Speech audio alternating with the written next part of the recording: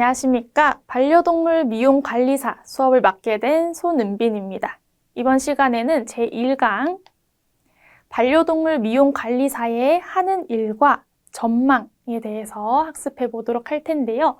우선 반려동물 미용관리사가 직업적으로 어떤 일을 하는지 좀 더 구체적으로 설명드릴 예정이고요. 마찬가지로 구체적으로 어떤 장소에서 어떤 역할을 맡아서 일을 할 수 있는지, 어떤 일을 할 수 있는지 학습을 해보도록 하겠습니다. 자, 반려동물 미용관리사의 개념부터 보도록 하겠습니다. 반려동물 미용관리사를 현재는 세계적으로 그루머라고 보편적으로 부르고 있어요. 한국식으로는 트리머라고도 하고 또는 미용사, 미용관리사라고도 많이 부르고 있죠.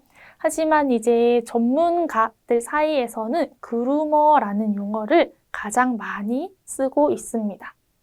자, 반려동물 미용관리사는 반려동물에 대해 전문적이고 체계적으로 배운 지식과 많은 경험을 통해서 반려동물을 관리하는 전문 인력인데요.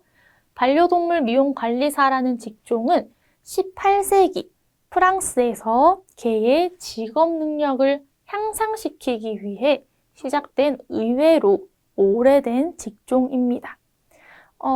긴 문장이어서 조금 어렵게 느껴질 수도 있어요.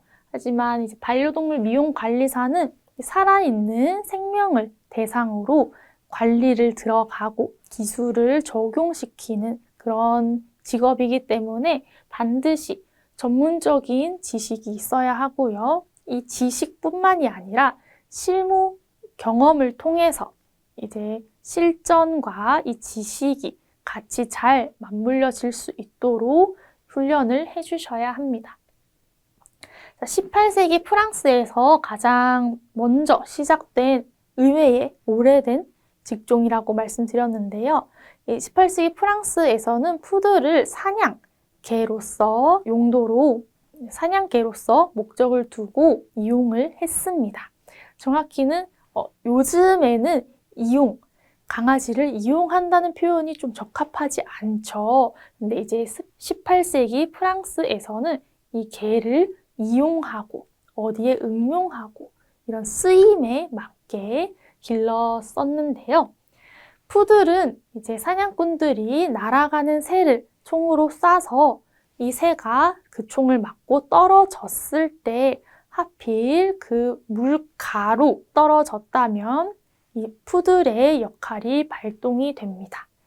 물 위에 떨어진 새를 회수하는 역할을 이 푸들이 했었는데요. 푸들은 헤엄을 치는 걸 좋아합니다. 그래서 헤엄을 쳐서 직접 입으로 그 새를 물고 회수하는 역할을 했었어요.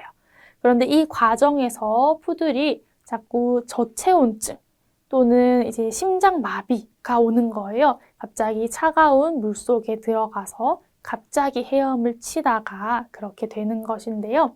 이걸 방지하기 위해서 몸통 부분의 털을 남겨주고 메인 코트라고 해요. 이 메인 코트 부분은 길게 남겨주고 나머지는 밀어주고 또 이제 입으로 물고 회수를 해야 되기 때문에 입부분은 밀어주고 하지만 간혹가다 이제 물에서 헤엄을 치다가 사고가 났을 때 이 강아지를 구출해 주어야 하니까 메인 코트, 몸통의 털과 머리, 크라운이라고 하거든요. 머리의 털은 남겨줍니다. 이 두 부분을 대표적으로 털을 많이 길러서 남겨둬요. 왜냐하면 구출을 할 때에 배를 끌고 이제 구출하러 가거든요, 사람들이. 그럴 때 배 위에서 이 털을 잡고 건져 올리는 용도로 사용을 했습니다. 자, 이렇듯이 엄청난 과거에서부터 이런 목적을 두고 강아지의 미용이 시작이 되었고요. 반려동물 미용 관리사들이 많이 쓰는 용어를 한번 보도록 하겠습니다. 먼저 그루밍입니다. 그루밍은 반려동물에 대한 털 손질의 모든 것을 통틀어서 그루밍이라고 말하고 있어요. 이제 말의 손질에서부터 유래된 용어이고요. 반려동물 손질 전반을 총칭한 단어예요.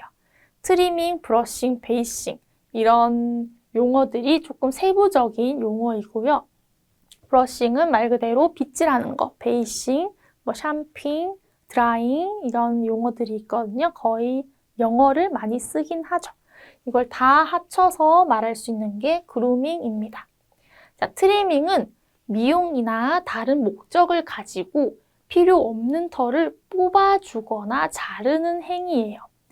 털에 직접적인 영향이 가긴 가는데 이 털을 제거를 하는 행위를 했을 때만 이 트리밍 용어를 쓰는 거죠. 털을 뽑던가 자르던가 털의 일부분이 제거가 되는 그 행위가 트리밍이라고 합니다. 자, 반려동물 미용관리사의 업무는 총 크게 3가지라고 말씀드릴 수 있을 것 같아요. 고객과의 충분한 상담을 통해서 반려동물의 미용 스타일을 결정을 하게 될 거고요. 자, 그 다음엔 그루밍인 반려동물의 청결과 건강 관리를 위해 기본 미용 작업에 들어가게 될 겁니다. 기본 미용 작업은 반려동물 털을 빗질하고 목욕하고 귀나 눈 주위, 발톱 등을 손질해주는 위생적인 기본 위생을 위한 작업이기도 하죠. 자, 마지막은 트리밍인 미용을 위해 털을 뽑거나 잘라주는 전신 미용 작업으로 이제 미용 작업을 크게 2가지로 나눌 수 있어요. 다음은 반려동물 미용 관리사의 취업에 관한 내용인데요. 반려동물 미용 관리사는 펫샵이나 동물병원 또는 반려견 전문 미용실, 그 외에도 반려견 호텔 전문 업체도 있고요. 반려견 미용 학원도 있습니다. 이 학원에서는 이제 반려견 미용 강사로 일을 할 수도 있겠죠.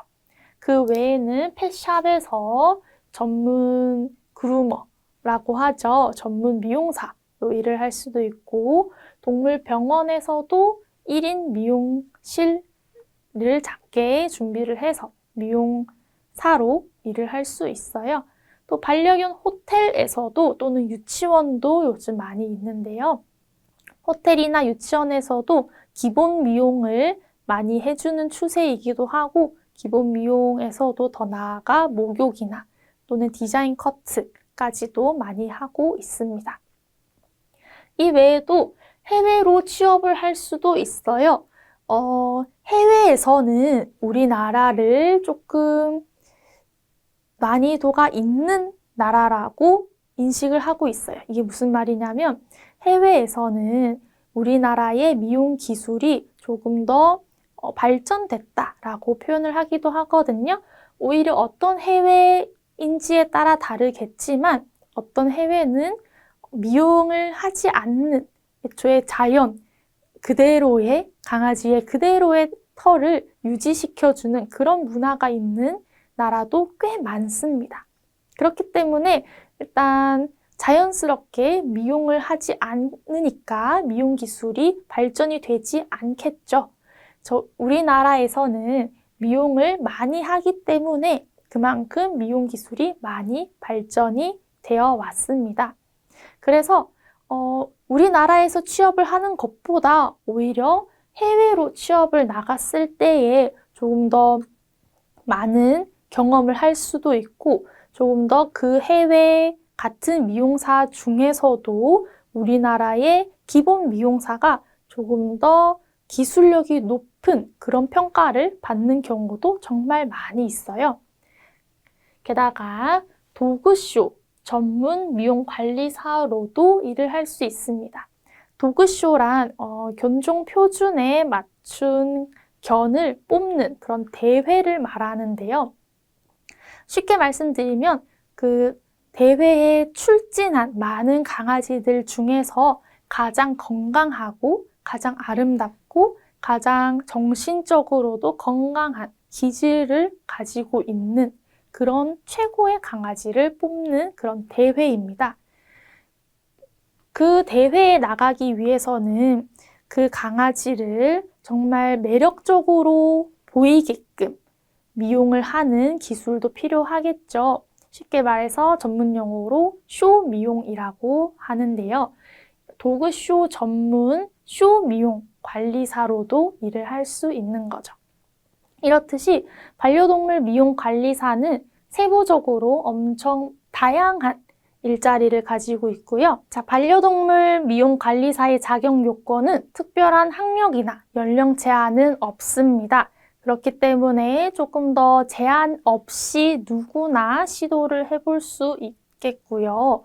동물병원이나 동물 카페, 반려동물 전문 미용실에 취업하기 위해서는 연령 제한이나 학력이나 자격 이런 요건은 없지만 전문적으로 교육을 받은 사람들을 조금 더 유리하게 채용하기는 합니다. 현실적으로 당연한 얘기겠지만 살아있는 생물을 상대로 기술을 어쩌면 위험할 수 있는 가위, 클리퍼, 날 이런 쉽게 말씀드리면 바리깡 이런 것들이죠.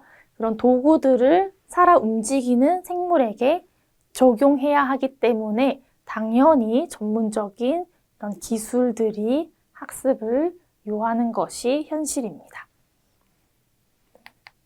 현대사회의 변화에 따른 지식, 기술, 정보의 증가와 더불어 미를 창조하고 관리하고 고객의 욕구를 만족시키는 것까지가 반려동물 미용 관리사의 역할인 거죠. 이 외에도 반려동물 미용 관리사의 역할은 점점 더 증가할 예정이기도 해요.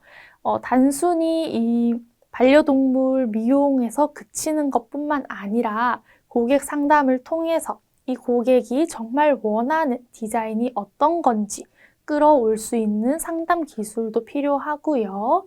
이런 미용 과정에서 불가피하게 사고가 날 수도 있어요. 당연히 살아있는 생물을 상대로 하는 거다 보니 무조건 100% 사고가 나지 않는 미용은 없습니다. 그렇기 때문에 이 사고에 대처할 수 있는 능력 또한 반려동물 미용 관리사가 갖춰야 될 역할이기도 해요. 그 어떤 사고에 따라 각자 대처하는 방법이 다 다른데요. 그 방법을 다 알고 있는 것이 기본적인 역할이기도 합니다. 자, 다른 서비스업과는 다르게 반려동물을 대하는 기술과 서비스가 함께 이루어져야 합니다. 나는 서비스를 잘할 수 있어요 할 수 있죠. 하지만 나는 서비스도 하면서 이 반려동물을 실제로 다룰 수 있는 안전하게 그리고 올바르게 대할 수 있는 그런 기술까지도 같이 갖추어 주어야 하기 때문에 교육이나 훈련을 통한 반려동물 그루밍 기술과 오랜 기간 동안 현장 경험을 통해서 동물을 직접 손으로 또는 몸으로 같이 다룰 수 있는 기술을 습득해야 합니다. 쉽게 말씀드리면 이론적인 지식도 있으셔야 하고요. 실무적인 실기 부분의 그런 기술도 같이 가지고 있는 것을 추천드립니다. 다양한 서비스를 기대하는 고객에게 만족과 신뢰를 줄 수 있어야 합니다. 가장 빠른 방법으로는 자격증, 이런 자격증과 나의 경력을 증명할 수 있는 서류들, 그런 것들이 신뢰를 가장 빠르게 줄 수 있을 거고요.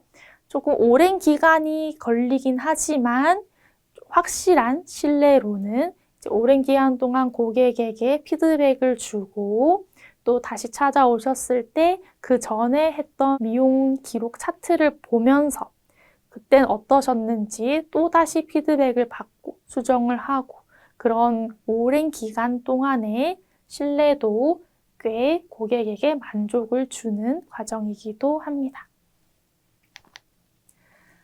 반려동물 미용 관리사는 단순히 반려동물이 좋아서 또는 주변 사람들의 권유로 선택하는 이가 정말 많습니다. 실제로.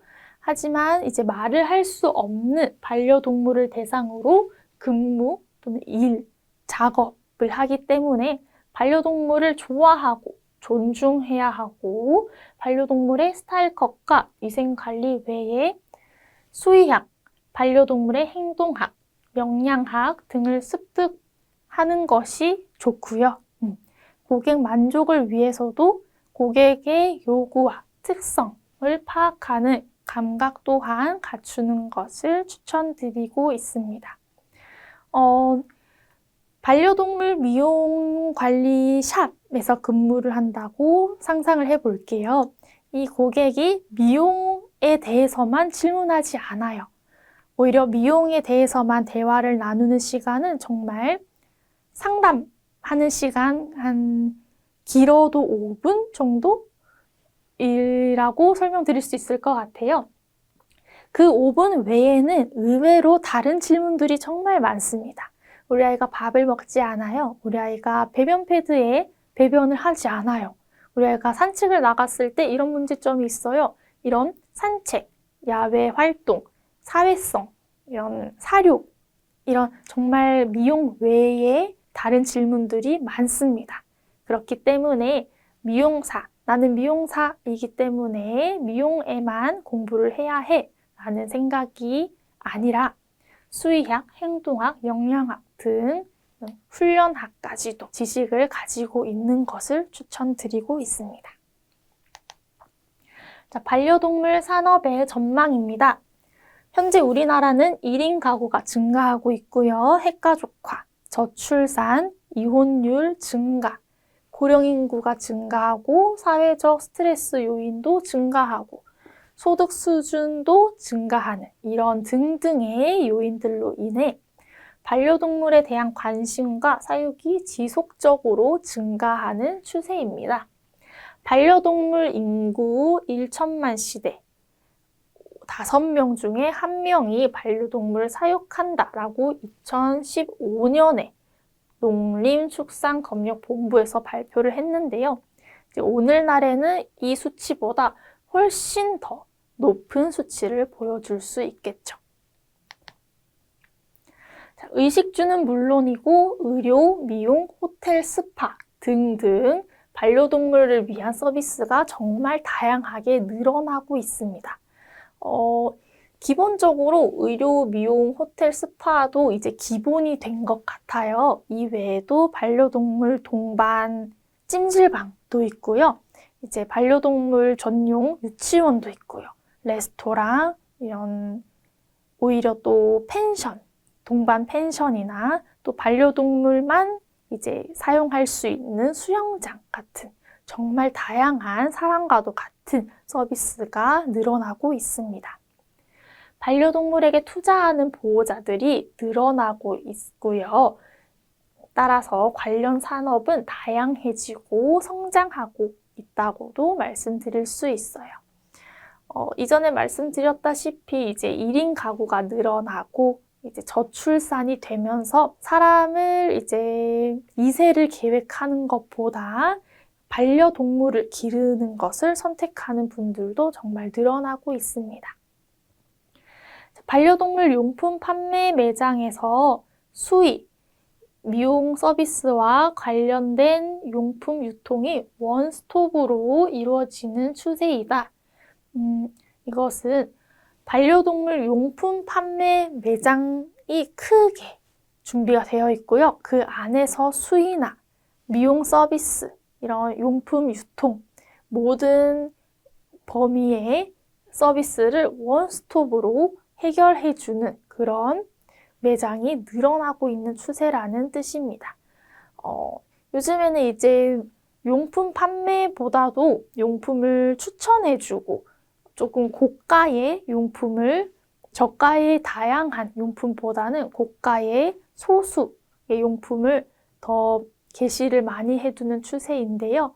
그만큼 반려동물에게 투자하는 보호자들이 늘어나고 있다는 것을 동시에 보여주고 있습니다. 반려동물 미용 산업의 전망입니다.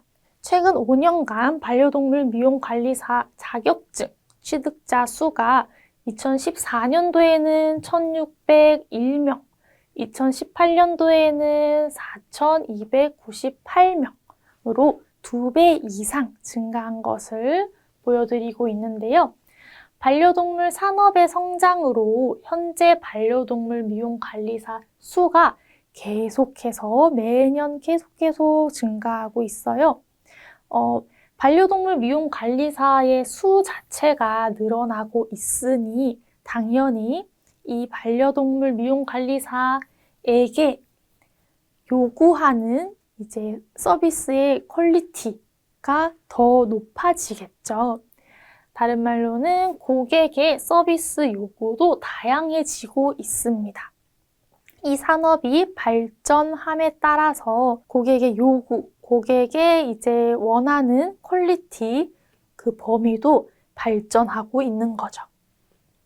반려동물 산업 중에서 가장 빠르게 성장하고 오랫동안 전문직으로 활동할 수 있는 영역이 반려동물 미용 영역이라고도 말씀드릴 수 있습니다.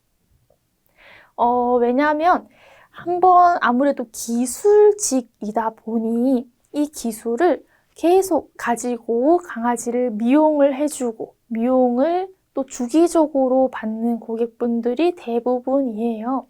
보통 목욕은 2에서 3주, 목욕은 2에서 3주고요.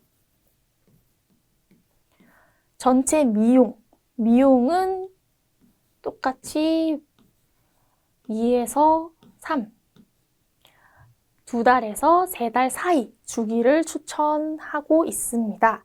그렇기 때문에 계속 2, 3주에 한 번 목욕을 하고 2, 3달에 한 번 미용을 하기 때문에 오랫동안 전문직으로는 활동할 수 있는 쉬운 영역이라고도 어쩌면 표현할 수 있습니다.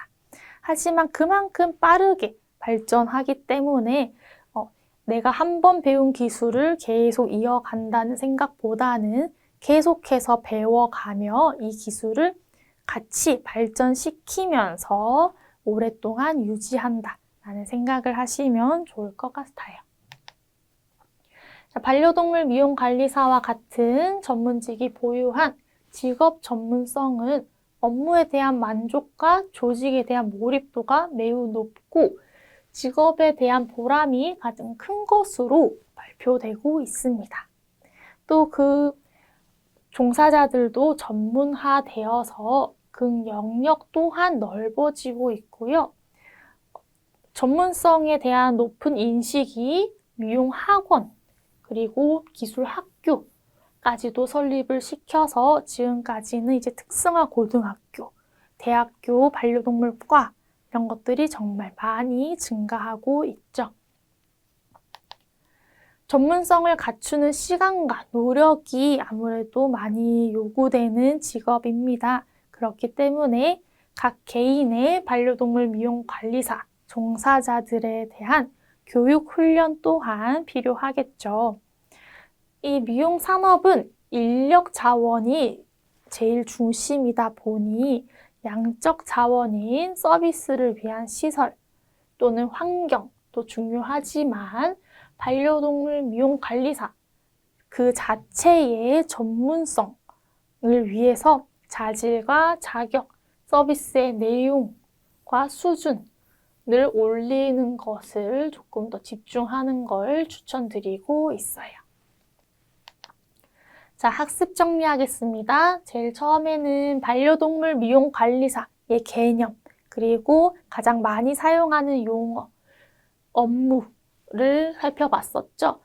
반려동물 관리사를 제일 많이 쓰는 용어로는 그루머라고 했었고요. 가장 많이 쓰는 용어로는 그루밍이 이제 반려동물 미용 과정의 전반을 통틀어서 말하는 그루밍이 있다. 까지도 대표적으로 살펴봤었습니다.